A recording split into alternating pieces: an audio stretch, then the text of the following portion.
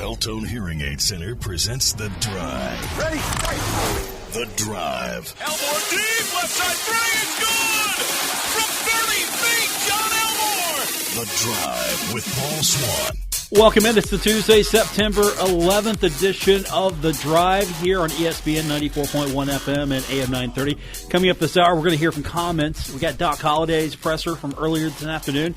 He's getting set for South Carolina. Plus, I've got a conversation with Marshall Linebacker Chase Hancock. You're not going to hear that anywhere else. You might read a little bit about it tomorrow in the Herald Dispatch. Grant Traylor is the only other guy there, so you're going to hear that here first. Plus, if we've got time, I don't think we're going to have it, but if we have time, your phone calls at 877-420-8255. The reason why I don't know if we're going to have time is because I can't take away from the head coach of the Marshall volleyball team, who's joining me in studio now, Mitch Jacobs. And he doesn't just come in and hang out for TV. He's a part of the show. He's an integral part of the show on Tuesday. You're my guy.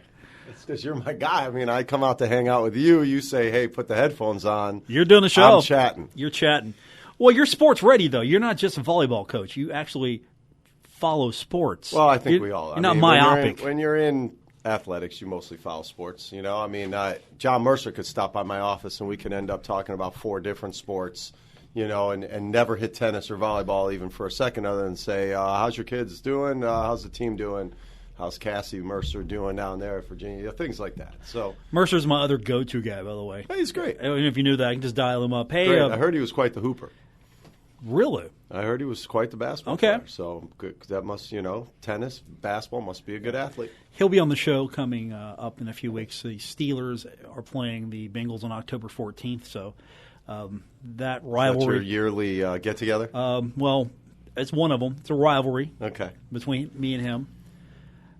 It's a football. He's a Pennsylvania dude. It's a football rivalry because I've accepted that the Penguins rivalry with the Rangers isn't a rivalry until one side wins.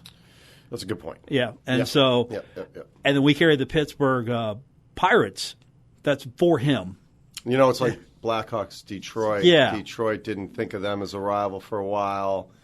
Blackhawks stopped thinking of Detroit then as a rival for a while, but now they're not even in the same East-West situation. It's not even hockey. Sort of like Eastern Kentucky and Marshall in football. It was a rivalry once. 25 years later, it's just an interesting game.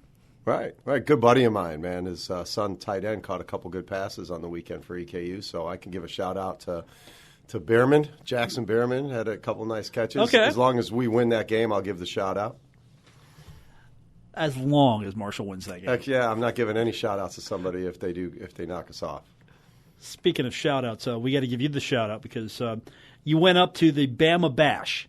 Yes. And you had a tough one with Alabama and NIU, and then it seems good like one with Alabama. Yeah. Alabama's I think they cracked the top 25 this week, and we were right there. And we've got to right now. We've got to watch how many swings Sierra DeBell takes right now. So that's been kind of our worries. She's probably our most prolific outside hitter, and already put 32 on the board in one match when we beat Moorhead. We haven't had 32 on the board since Liz Herman in 2010, and before that it was all Kellyanne Billinge's 30s. So the Hall of Famer Kellyanne Billinge. But I'll tell you, it was at one point against Alabama in the set we win in set 3. We had all 6 freshmen on the floor at the same time. They got a big picture of that. I'm sure that's going to end up being like practically a fathead blow up on their walls in the dorm because it was just a really cute moment and how excited they all got at that moment. So we played well. The 4 set got away from us against Alabama, but 1 through 3 were as competitive as can be. It was great. And then NIU, and then you defeat Georgia Tech. So 9-1 Georgia Tech. Yeah. And they had already beaten a couple teams that beat us. And we really just tried to make it clear to our girls, just you got to go as hard as you can, every point. And you can't decide before the match starts whether you're going to win that one or lose or if you even have a chance or not. And that's been a couple of our issues is, we came back down 0-2 against Furman earlier in the year and won that match. And I could just see there was a different energy level going into that match as there was when we took the court against Georgia State that they had already watched video on and seen how athletic Georgia State was. And there was just this huge energy against Georgia State. All of a sudden against Furman, they're looking at this team that's 0-5 or 6 when we actually took the court against them. And they got us down 0-2. And I'm like, wow, they were pretty good against Loyola, guys. We better be up. And they're just looking at this no win. And then we come back.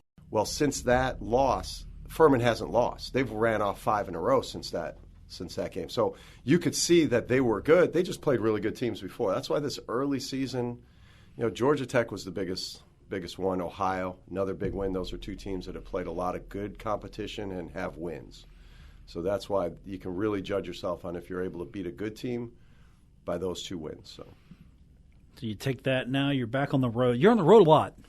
Yeah, we have no tournament this year, so that's that's no one's fault but mine. But it's really some years I like to not have the whole weekend at home. It's just we got to get out. We got to play who we need to play. I think this year it just turned out one of the weekends that would have been good for teams that were looking was a home football weekend. So it's hard for us to have a tournament when our football team's playing at home. You just staff-wise, they need it's just really hard to do. So we just went to road trips, and we did have the 2 home matches I knew with Moorhead and Ohio. So that going in, and then we opened conference a week from Friday. But right now, Bowling Green Thursday night, Old Mac rival. We played them at their place 2 years ago, and we kind of it was a one-sided win by us. So you got to be nervous on that. Their coach has got. Little notes there. Oh, that's up in the locker room. 3-0 win by Marshall. We hit like 399. I think it was the highest hitting percentage we had on the whole season in a match. I'm sure that coach has them all knowing, and half their team that were freshmen, sophomores. They're still on that team. They know it. Our kids better understand that team is going to bring it. They remember you and whatever shirt you wore. It was actually a blue checkered with a nice tie. It was just I think a pretty simple evening. Didn't bring out the big shirt? I only know that because I watched some video of the team from 2 years ago playing the match a couple days ago. So that's how I know what we were wearing. Well, you put a lot of thought into the wardrobe selection. Yeah. I mean, you don't put as much as Dan Toney does in the blazer and the T-shirt, but yeah. I mean, I've just got shirts and some are colorful. Yeah. I like that. We were in. It was going to be warm. When it's warm, I do have a few, of the linen pants, the very airy cotton or silk shirts, whatever, that aren't going to make it look like I just have crazy sweat stand. I sweat. I'm a sweater. So, yeah, you can't do the dapper black or anything like that in the Henderson Center this time of year. It'll be a rough show. Okay. Mitch Jacobs is with us. Now, he's doing the whole show with us, so that means he's going to be participating and giving us all his hot takes, or as Dave Walsh said yesterday, Mr. Propaganda. That's his name for you now, Mr. Propaganda. Wow. Okay. I'm pretty sure I said I try not to read the propaganda. Right, but that is translated to your Mr. Propaganda now. Too many syllables for him to forget. I think that might have been it. Just propaganda. It was just that sticks with him now. He had a long night. He had a long night on Saturday. Remember, he was with me. We were doing the post game late, long night. He's probably still has that post game show hangover on Monday. I mean, and then his Sunday got washed out because he couldn't watch the BMW. BMW got rained out, and I'm sure knowing David Walsh, what he wants to do most on Sunday is sit in a chair or on a couch and do a little golf clap while his guys are walking the course. Yeah. So we've got the Doc Holliday. Doc has a weekly press conference. I don't know if you knew that. I do. He's got a lot of very. When's the Mitch Jacobs weekly press conference coming? Or is this it? I think this is it. Is it? Nobody but you wants to speak to me, Paul. That's not true. That's not true, is it? I don't know. It's no. I'm pretty sure that the censorship. No, it's we do our work with Jason. Jason decides. We've got a couple really good writers there at the school paper, which is great, and then. Every now and then Grant Traylor will just give me a buzz once in a while, and I'll feel like a superstar. Oh. Well, it's nice to know that Grant makes us feel special. He does. Grant makes me feel Grant's Grant. Grant's a really good sports writer. You're a really good radio guy. I don't do radio with other guys. Grant's true. That's very true. The guy at the paper. He's really good. David's really good, but he writes some different types of articles. It's fun to read. Yeah. You know, and then there's that other guy who writes the column. The columnist. The columnist. That's his name, the columnist. I like it. Yeah, it was his birthday the other day. Oh, happy birthday, columnist. Yeah, he's on 59 again, is what I told him. And, of course, today's a pretty important day. Yeah, it is, September 11th. So we were actually living in the New York City area, 9/11, because we were coaching at Fairfield at the time. Yeah. So, literally, it was a pretty weird, to be that close and no planes flying overhead for a few days. That was odd. I was up there a few months after it happened and just saw the devastation and where they're trying to clean it up and the sort of impromptu wall of memorial monuments, things like that, and then went to the boat ramp where you take the ferry over to the Statue of Liberty. Statue of Liberty was closed. Ellis Island was open, and one of the spires from the building, it was just sitting in the park. And they pointed out to us, because I was on one of those standard tours, those bus tours, and it's like, yeah, people think who come here for the first time that this is like a statue, a monument. It was like a spire.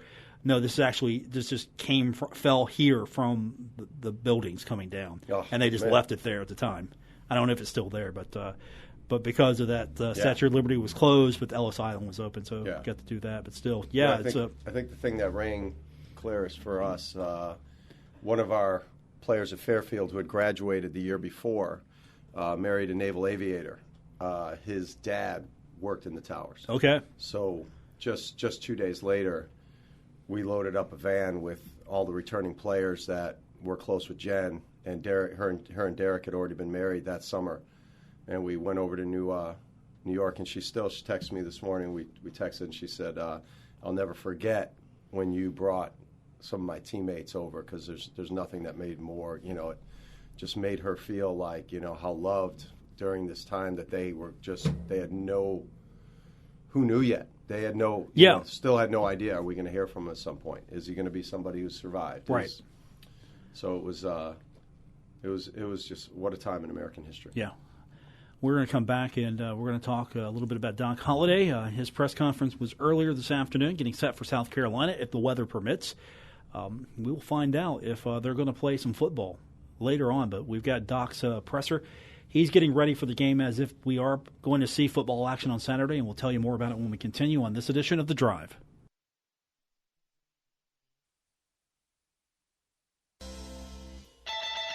Don't worry. Paul Swann has the wheel on The Drive, ESPN 94.1 FM and AM 930. Welcome back. It's The Drive, ESPN 94.1 FM and AM 930. We're brought to you by Beltone Hearing Aid Center. Appreciate them for presenting us today. Mitch Jacobs with me in studio, Marshall's volleyball coach, basking in the glow of defeating Georgia Tech. Just basking in his own personal glow. No, it's not at all, man. We're actually excited to get back out there and go against Bowling Green. 2 good practices right afterwards. Good Monday, good Tuesday. Yeah. I think everybody's feeling good about things right now, and you just got to keep playing. Get back on the court and try it again. Well, we're here at your weekly presser, and earlier today, you should have your presser right before Doc Holliday's presser. What? We're all there. We're all there waiting, so you might as well just come over and sit down for like 5 minutes to do your thing. You might get you would see Grant more from the Herald-Dispatch. There you go. You would see the columnist more. You would see Keith Morehouse. Keith's great. Yeah, you would see him. You see Mark Martin. You see a few guys you probably don't see. No, man. The come best on over. part about the community, man, is the people. Yeah, best come on part over. About this area. I mean, they wouldn't mind. Come on. Work that out with your boy Jason Corrier. Work it out with Jason Corrier. Okay, I'll have to just go watch a Doc Holliday. I do like going to the show sometimes. Sitting there. Yeah, because it's right down by your office. You can just walk out. Absolutely. Yeah. Absolutely. And, you can go over there. Yeah, when I mean your office, I mean your booth in Fat Patty's, right? I sit at a bar. I sit at the bar. The bartender, Scott. Okay. Scott's the best. It's all good. That's where I sat for Mayweather and McGregor. I probably sit in your spot. No, well, let's see.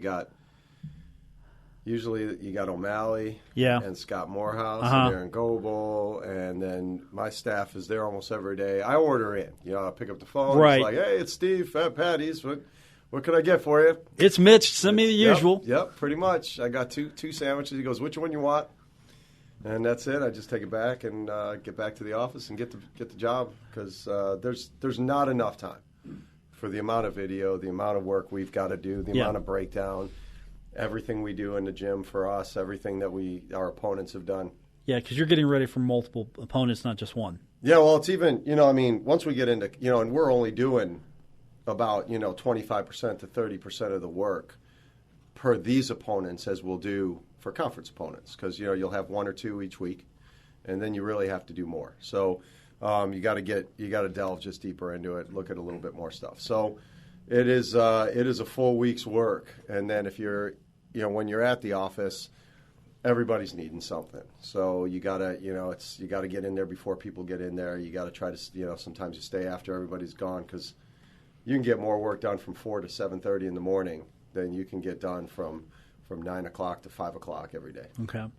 Speaking of guys getting work done, Doc Holliday is trying to get some work done this week. He's got the task of getting ready for South Carolina and at the same time getting ready for a hurricane. And the good news is he's from a place called Hurricane. Yeah. So he should be okay with that. I thought that's Hurricane.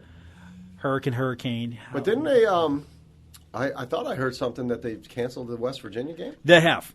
That's been canceled. So so is that where the storm really is going? Are we kind of out of the real path of it there in Columbia? I would hazard to say that it's definitely going Not to... hazard Kentucky to say, but right. just hazard to say. I would hazard to say that it's definitely going to affect the Carolinas.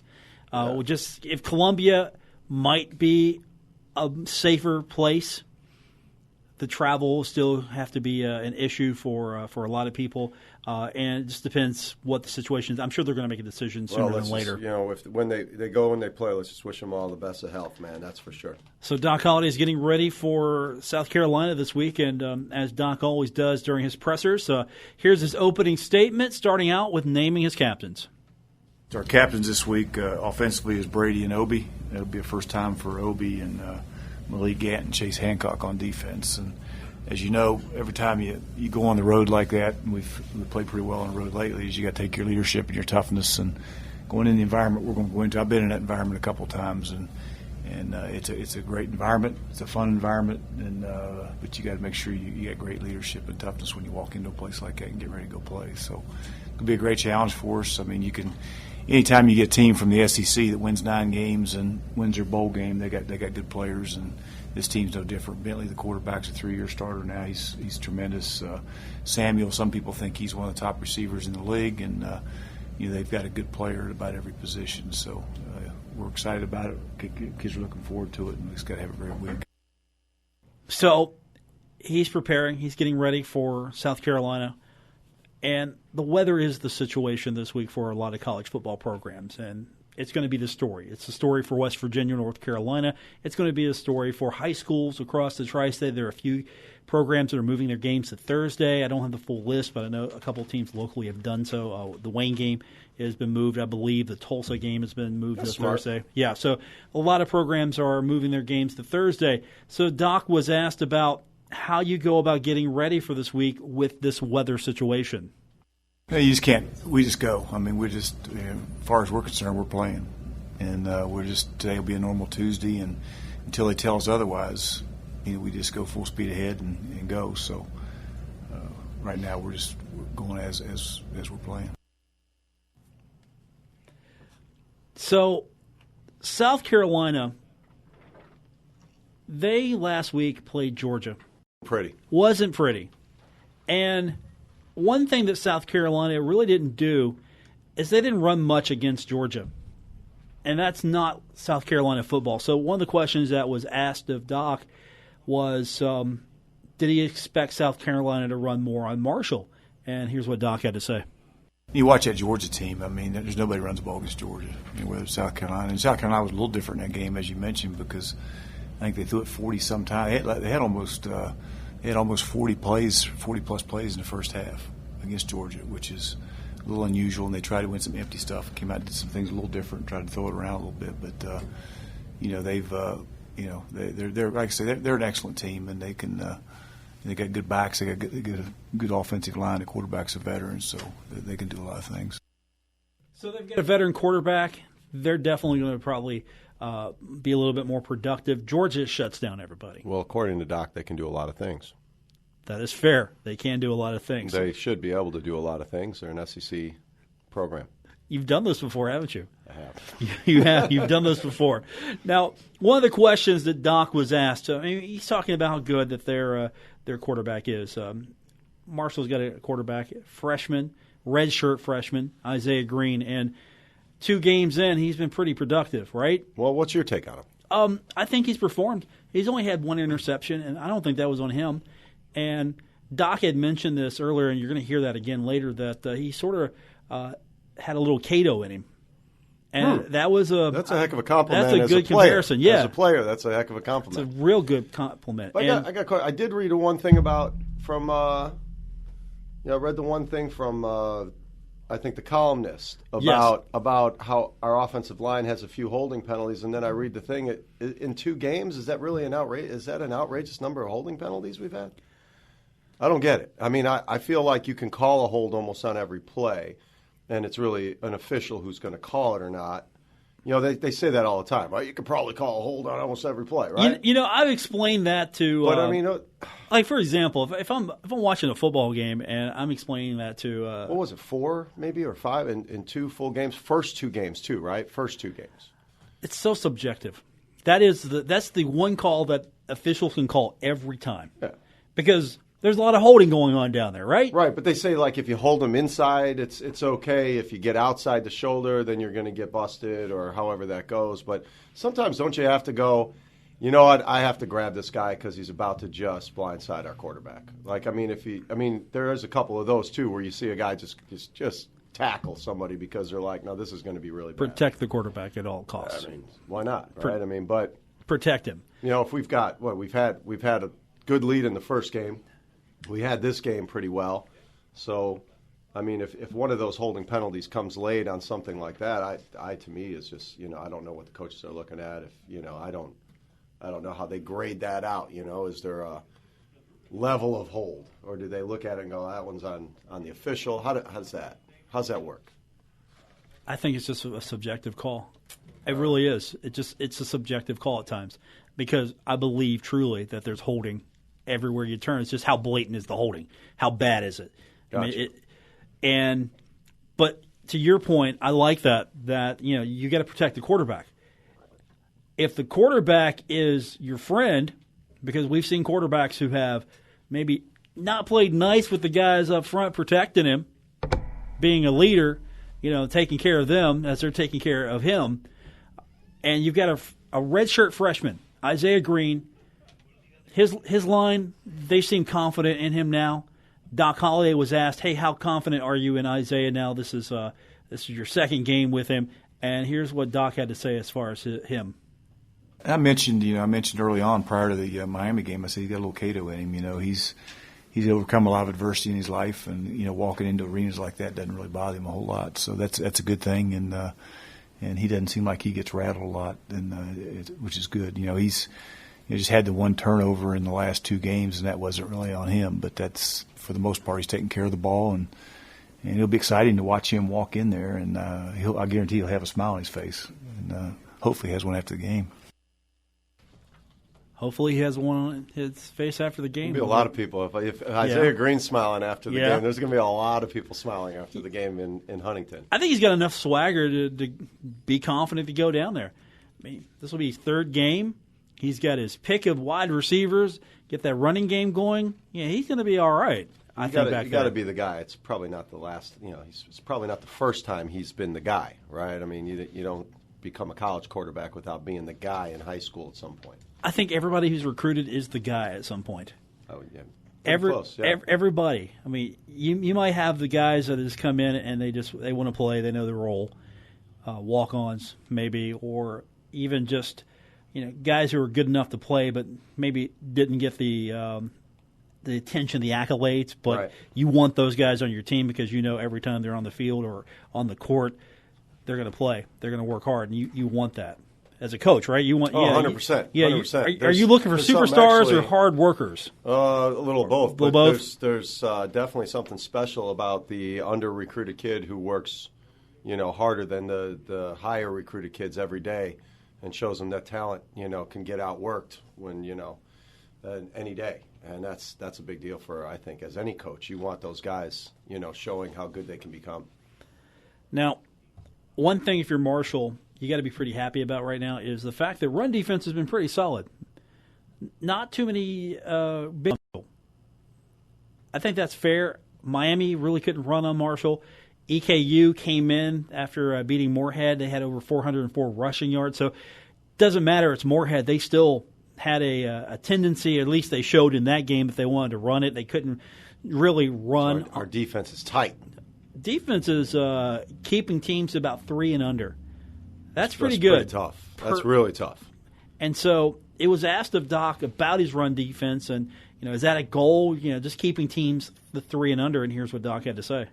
You're 3 or under. You're playing pretty good run defense. And Eastern thing was a little bit. We had, of course, we've practiced against what they did that second half prior to them. They hadn't shown that prior to our game. And so a lot of option stuff with that quarterback. And I just felt like that was the only way they could try to get move the ball. And thought our defense lined up and responded pretty well to it with the tough situations that we put them in. So. That Mickey Bash stuff and all that stuff with that quarterback was something that we do have practiced in the past, but not something that they showed prior to that game. So I thought our defense did a good job adjusting to it in the second half.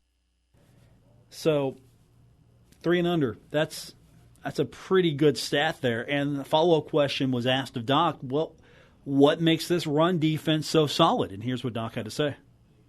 Well, I think it's Malik Thompson's playing pretty well in there. Malik Thompson's a guy, I talk all the time about seniors playing their best football, and there's a senior who hadn't played a whole lot of football, and now he's been our champion 2 weeks in a row. Which is just a great tribute to him. About him going to work every day and he's become a really good player in there. And of course, Hames has grown up some, and you line Juwan up, and those linebackers are all veteran guys. So I think we got starts with players, and they've done a pretty good job of stopping the run, and that'll be a big thing on Saturday as well. Now the weather is the issue. We have talked about that, and we're going to continue to talk about that until there's a definitive yes, they're going to play, no, they're not. You get ready for the game as if you're going to go play in some wet conditions. Oh, and it's going to be wet. You don't have this problem in volleyball, do you, where you've got the condensation, you got to play with wet footballs?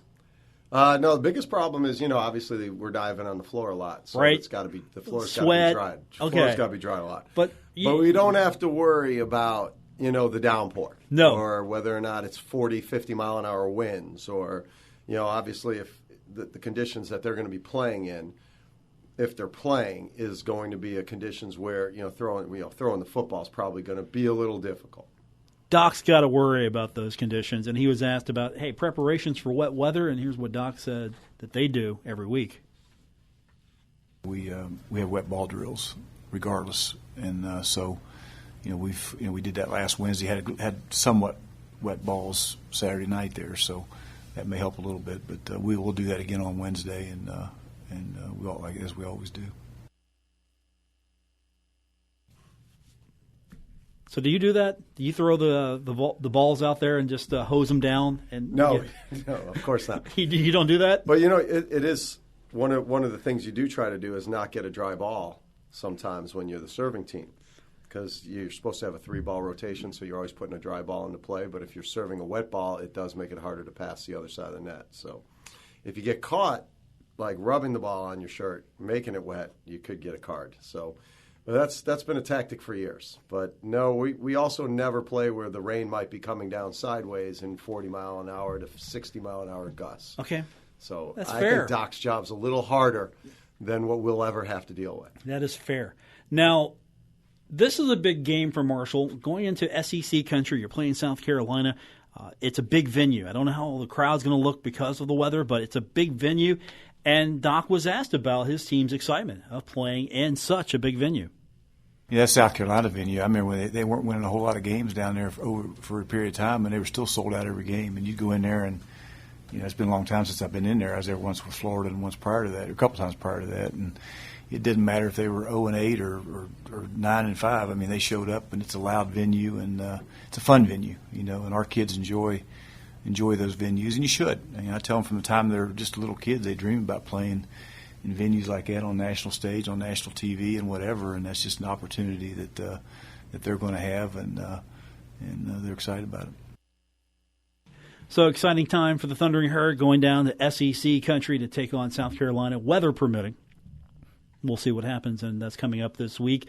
We're going to be live at Roosters 4:30 on Saturday if the game is played at 7:30, and you can't be there with me at Roosters, but because you're going to be busy.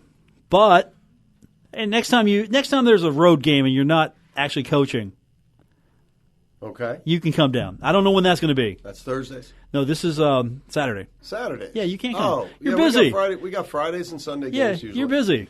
But, Saturdays, that's the split day for us. Yeah, so. you're busy, unless you're home. Well, we like to use that Saturday for preparation and maybe watch a little of our own college football team play. There you go. Mitch Jacobs in the studio with me. When we come back from break, I've got an interview with Chase Hancock earlier this afternoon. I had a chance to catch up with him. He was pretty busy on Saturday on defense, and we'll talk to him about getting ready for South Carolina and get his thoughts on Eastern Kentucky when we continue with this edition of The Drive, brought to you by Bell-Tone Hearing Aid Center.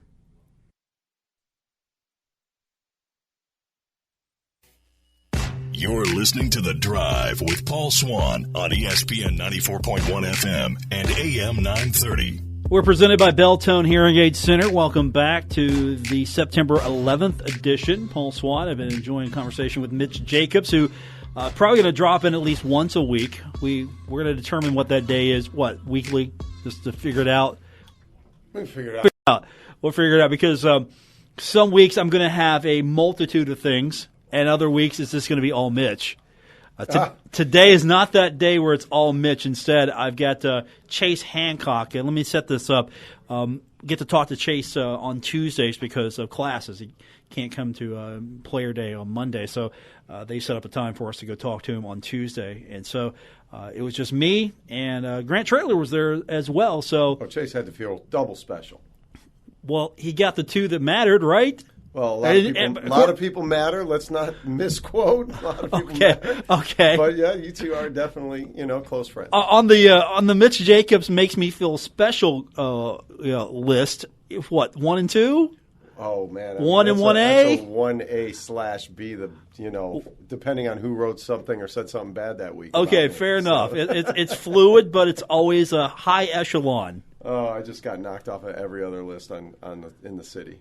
Grant better write something, man, because otherwise we're going to get nothing. Look, if you want to be on Mitch's, I don't think it's you getting knocked off their list. It's them wanting to be on your list. Yeah, I think that's a very short list.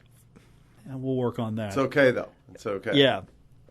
You got a lot of work to do. Well, you got this show. I said it many times. I don't know how Doc does it. I don't know how Danny do it.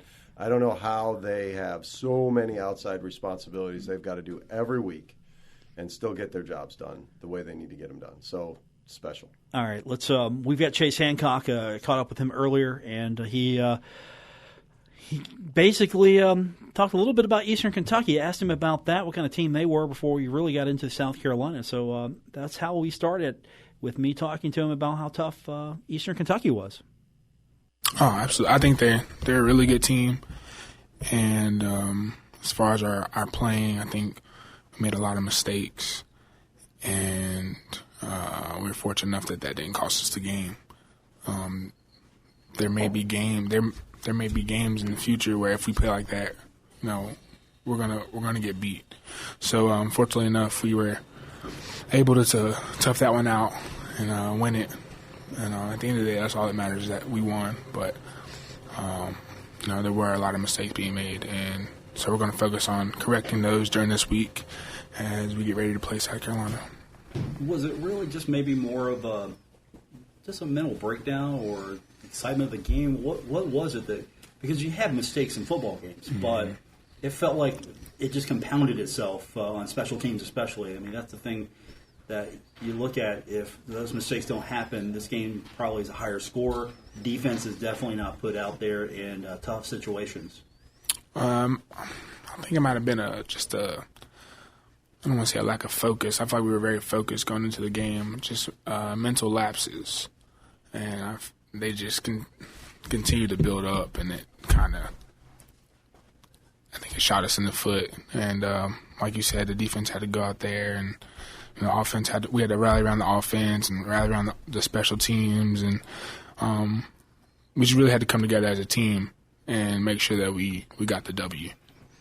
Pretty pleased with that. The fact that I know Doc talks about adversity all the time, and I mean there was some adversity out there. It was self-made adversity, but still, I think Doc has to be happy with the way you guys responded to it, even though he wasn't happy with the fact that you guys put yourself in those situations. That's right. He told us that we handle adversity really well, and he's excited to see what the future holds for us as a team. But like you said, we can't keep inflicting that adversity upon ourselves. So we just have to do better. You gotta be happy though, from a defensive standpoint, that all right, I got to go out there a little bit more, and that had to be fun. From once you get past the fact that okay, we got to go out there, we got a short field, maybe that was a great opportunity for the defense to really step up and shine. Yeah, that's the adversity that Coach Doc talks about, and you have to be ready at all times. Maybe a pick, maybe a fumble, there may be something happened on special teams, and that was the case on Saturday. So, we just all you can do is keep playing and keep going. There's nothing that you can do. There's nothing that you can do to change the last play. It's set in stone. It's already happened. There's nothing you can do about it. So, just go to the next play and just keep playing. Looking at the tape now, get a chance to grade yourself. How'd you feel? Well, I'm a little bit harder on myself than other people are because I hold myself to a high standard. I think I played all right. There was a missed tackle, things I could have done a little bit better as far as my fits. But that's what practice is for, and we got the W. So I'm going to continue to work and continue to just get better and try not to let the mistakes I made in Saturday's game happen in the future. Now, you're getting ready for South Carolina this week. You've had a couple days now to start working on that. What have you seen about South Carolina? They run the ball really hard, really well, too. So we're going to have to really rally and gang tackle those guys. The quarterback does a good job. I think he's on his way to breaking the school record or something. I mean, and that goes for some of the wide receivers as well. One of them hasn't dropped a pass, and another one has had a catch every game. So I think they're really good across the board. And we're just going to have to go in here and play our best football. What did you see in the game when they played Georgia? I mean, Georgia's a really good team, and you might not have seen South Carolina at their best. So what did you take away from that game, just watching the way Georgia took care of them? Again, I just noticed the effort of everybody. I mean, I don't think they gave up at any point in time. They run, like I said, they run really, really hard, and that kind of stood out to me. Like, okay, we're really going to have to tackle these guys. And then the quarterback, he gets the ball to his playmakers, and then he had to make some plays himself. So we got a lot of respect for these guys, and we're just going to have to come ready to play. SEC atmosphere, big game. It's got to be a fun challenge for you. Oh, absolutely. I think we're up to it. We're really excited. This is a stage, as is every game. But this is a grand stage, and we're just ready to get out there. Rain, sunshine, doesn't matter. Yeah, talk about that. The weather's part of the story this week in college football. Some games are probably going to be canceled. Hopefully your game's going to be okay. You can play. But what is that? What does that do for you, knowing that, okay, we're preparing. We might not even get this game in, and people are talking about a hurricane that's coming through. So you got to keep that in the back of your mind, or just try to tune that out. Just, okay, we're going to go play or not. Yeah, just tune that out. We can't control the weather. So we've got to come ready to play, whether it rains or it doesn't, or hurricanes or, so our main focus this week is just fixing the mistakes from last week and, just trying to get better. I mean, there's nothing that we can do about the weather, so just got to go to work and just be ready when our number is called. I think Coach Doc says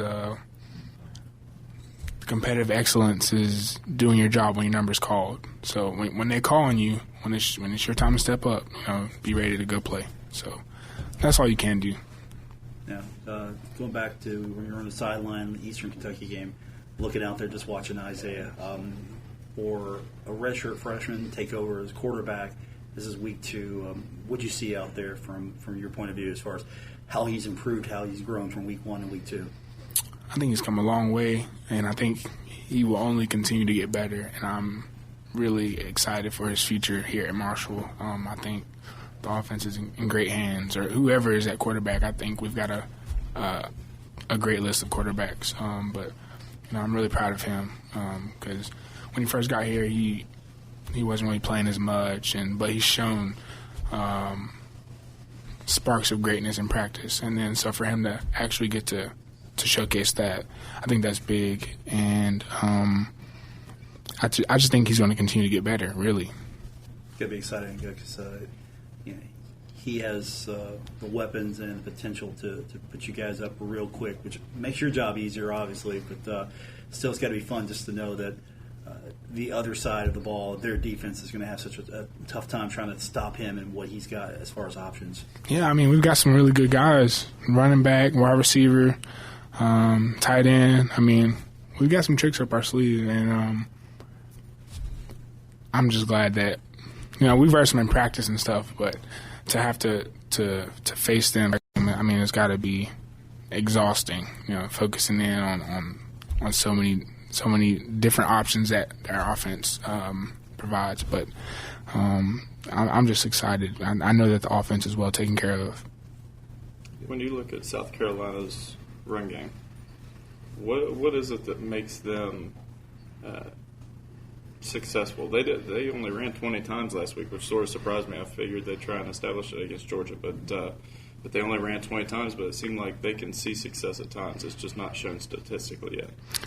I think it's from how hard they run. I mean, there was times where multiple guys were trying to bring down one guy, and it took all of them to bring him down. So I think that's the key to their success is how well they run. And then, with the O-line blocking, and those are some big boys up there in front of them blocking. So I don't know. I think it all goes to how hard they run and how well they scheme. On the flip side for you all, run defense has been a strength already this year. You look in Eastern Kentucky ran for some yards, but that was also with the attempts. You all are staying right at that 3-yard per run average. Is that a goal that you all set coming into the year, and what's made you all successful in that realm? I don't know what the goal is as far as keeping the offense to a certain amount of yards. I just know that our job is to shut offenses down, and so I mean we work hard in practice on making sure that the scouts don't run on us, and I think that carries over into the game. You're going to have to beat us another way, and I mean I've got a lot of pride in our secondary as well. I mean, they're doing a great job right now. I mean, we had like 2 or 3 picks last game. So that shows how far we've come as a defense and how much we've really grown. And so, yeah. Given the conditions that are expected this weekend, you expect South Carolina to come in and try and establish the run and set the tone with the run game? I think so. But we'll see. It doesn't always happen like that. I mean, we thought that EKU was going to do some things, and they didn't. So we had to adjust to that. But either way, I think we're going to be ready. That's the game plan. Be ready for South Carolina. That's Chase Hancock. We're going to take a very quick timeout, come back, and wrap this one up. It's The Drive. We present it by Belltone Hearing Aid Center on ESPN 94.1 FM and AM 930.